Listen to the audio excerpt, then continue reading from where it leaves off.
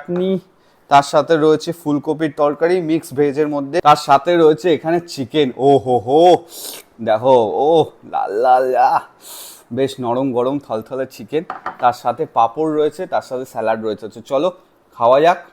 একটু ভাতটা নিয়ে নিই ফার্স্টে, অল্প করে অল্প করে একটু ভাত, তার সাথে ওহো ঘন ডাল, দেখো পুরো ঘন ডাল,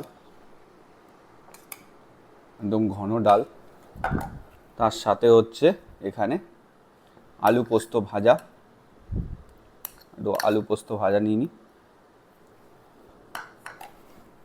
ওহো, এরকম মনোরম দৃশ্য দেখতে দেখতে দুপুরে লাঞ্চটা করার মজাই আলাদা, সিরিয়াসলি বলছি।